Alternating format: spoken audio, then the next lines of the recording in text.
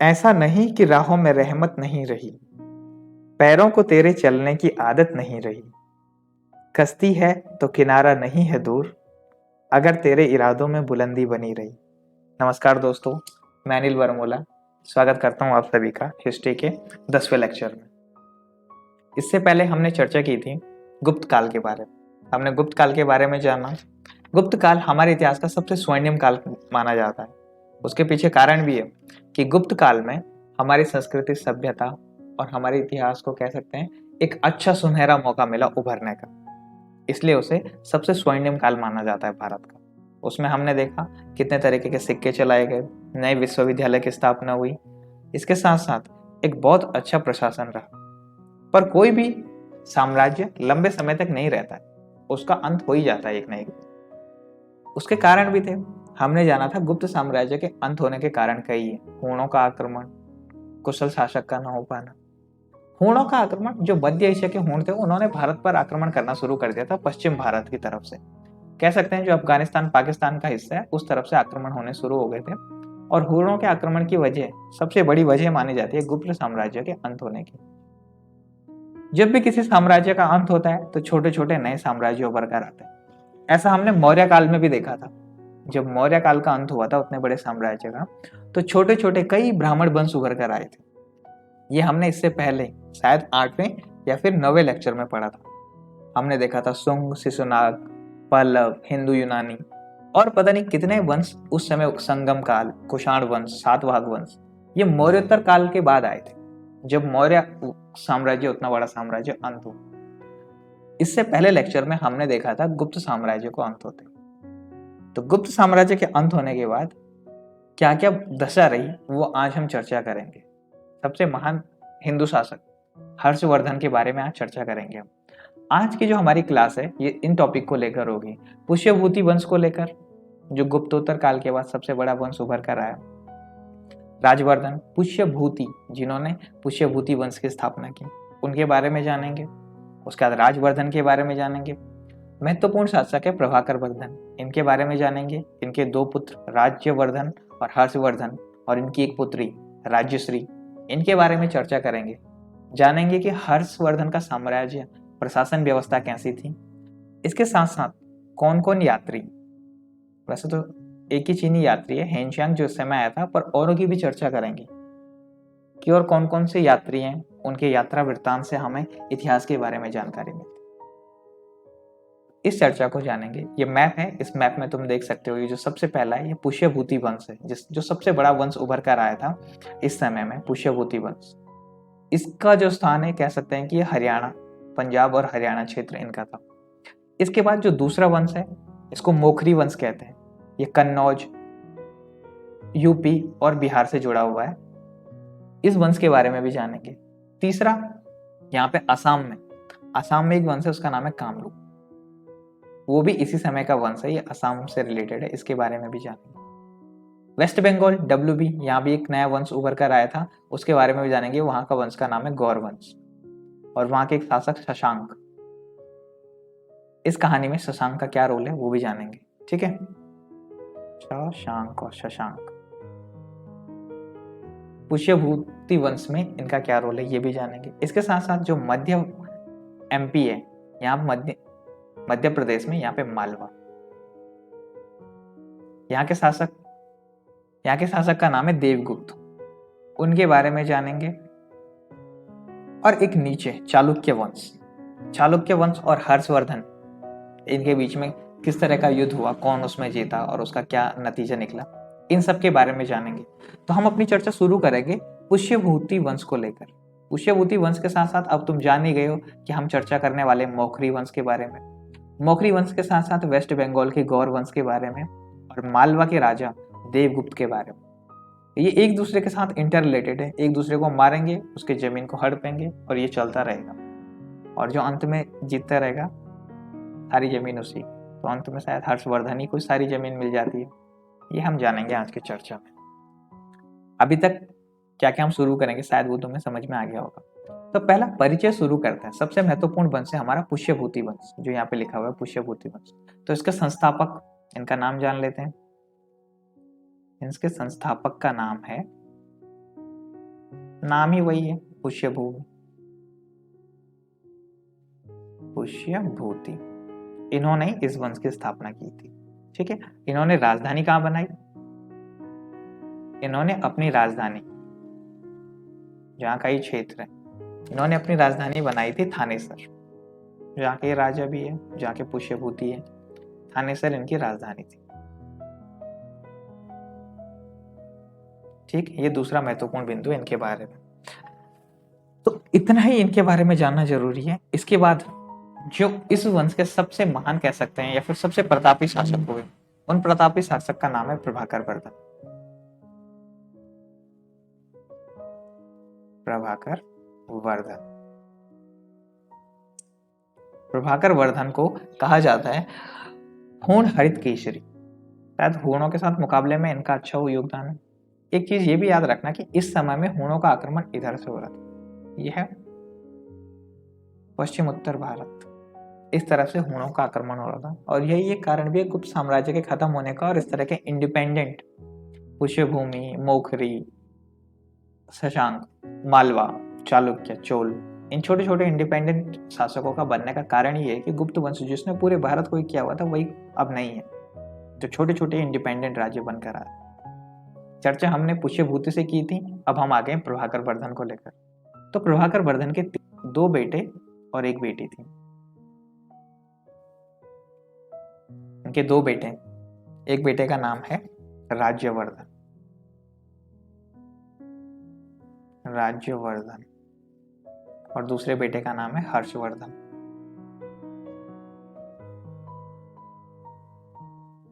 और इनकी बेटी, जिसके बारे में ये पूरी कहानी है, उनका नाम है राजश्री।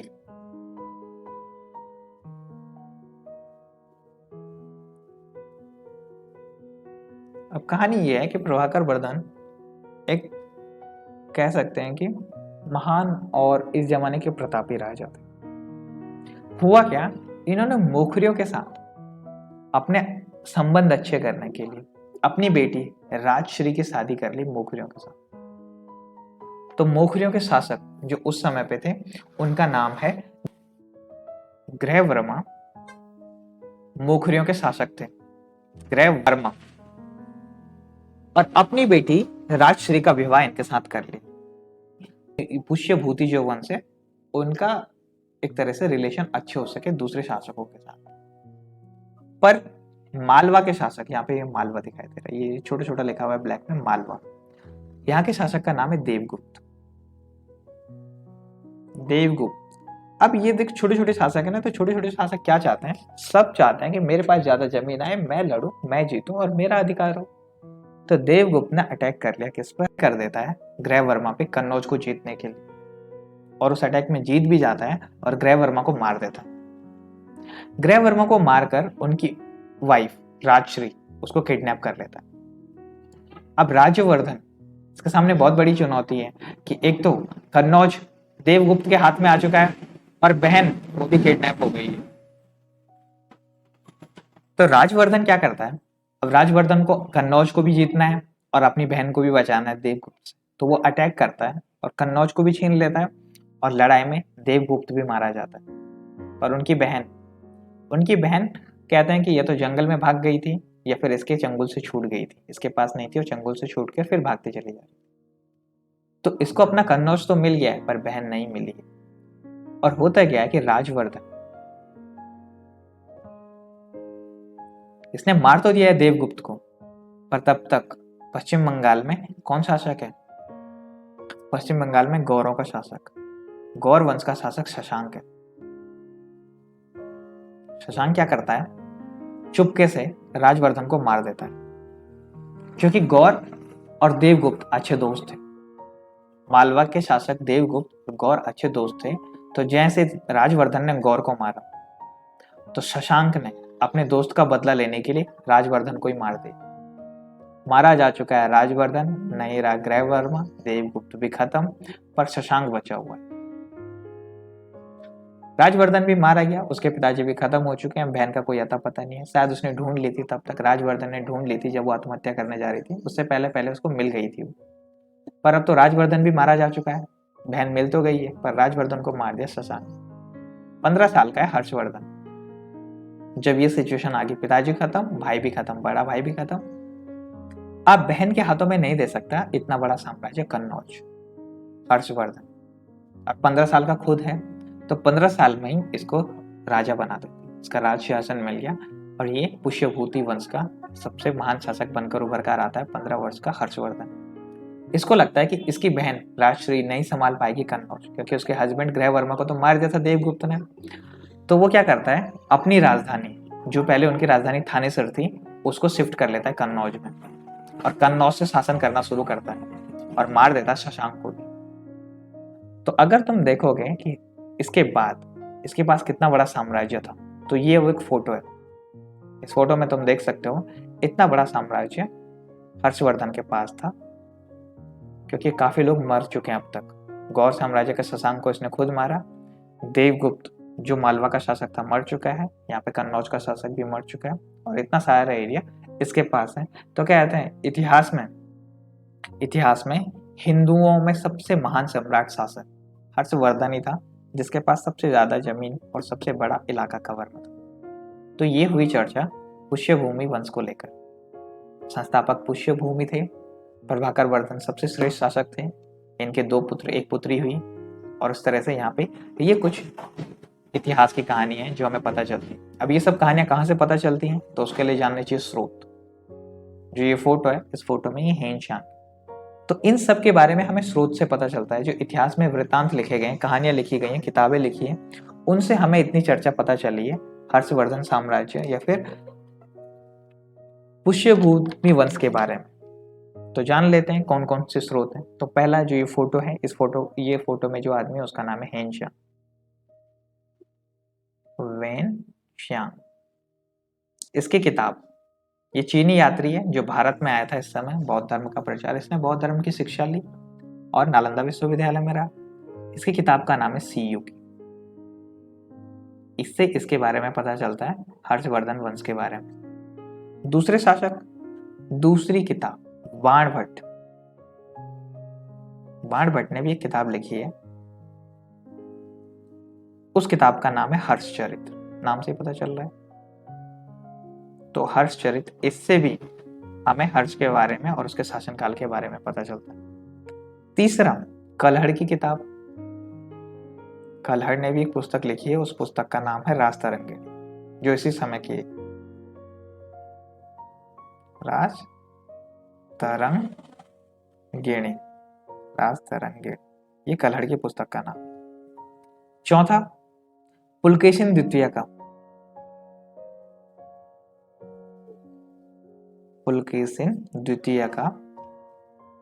पुलकेशिन सेकंड, इसका ऐहोल अभिलेख।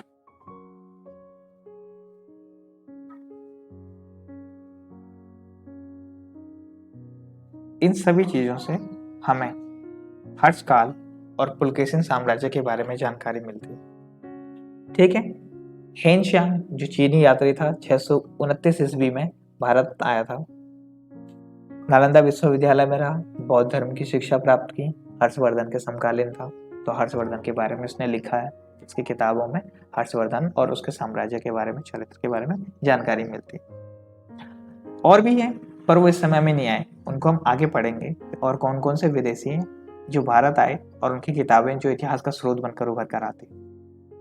ठीक, अभी तक हमने चर्चा कर ली थी हर्षवर्धन तक, कि हर्षवर्धन ने शशांक को भी मार दिया, बदला ले लिया, और एक बड़ा साम्राज्य उसके पास था।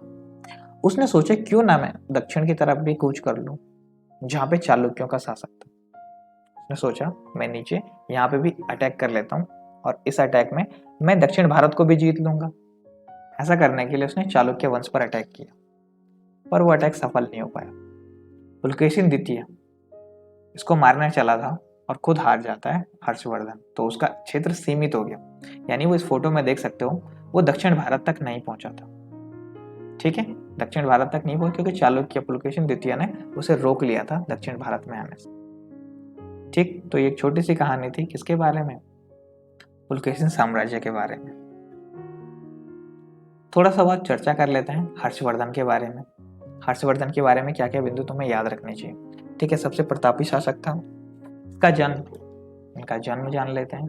इनका जन्म हुआ है 591 ईस्वी में और 15 वर्ष की उम्र में ये शासक बन गए थे। तो जब ये शासक बने तो 15 वर्ष का था, 15 वर्ष, इसमें 15 जोड़ देंगे हम, तो ये लगभग हो जाएगा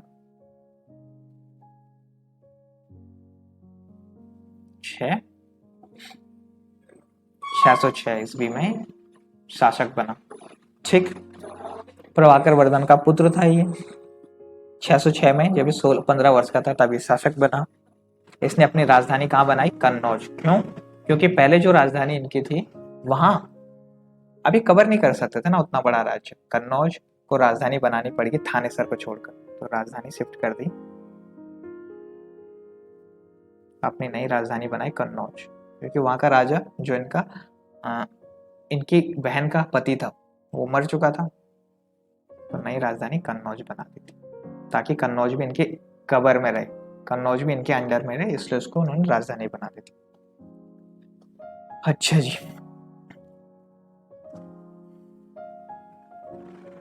बाणभट्ट ने इनके बारे में किताब लिखी है। उस किताब का नाम हर्षचरित है। इनका दूसरा नाम हर्षवर्धन को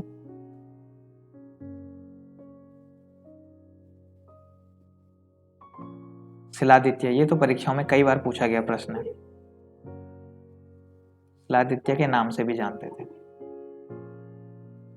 शिलादित्य के नाम से भी जाना जाता था, ये भी जाना जाता था। ये महत्वपूर्ण प्रश्न है, परीक्षाओं में पूछा जाता है प्रश्न कि शिलादित्य किसका उपनाम, तो वो हर्षवर्धन का था। ठीक है, लास्ट बिंदु यही याद रखना है कि पुलकेशिन द्वितीय से लड़ते लड़ते हार गए और मारे गए। चालुक्य वंश के राजा पुलकेशिन द्वितीय ने इन्हें हरा दिया था जब ये साउथ पर अटैक करने गए थे। चालुक्य वंश के शासक पुलकेशिन द्वितीय ने इन्हें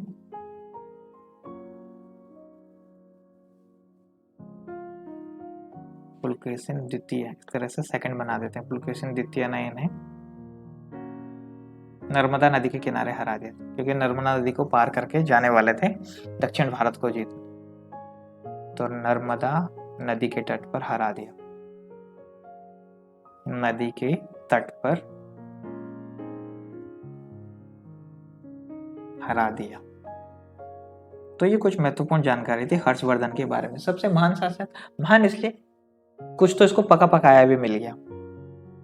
कन्नौज खत्म हो चुका था, कन्नौज के बदला लेने के लिए इनका खुद का भाई राजवर्धन, जिसने मार दिया था किसको? देवगुप्त को,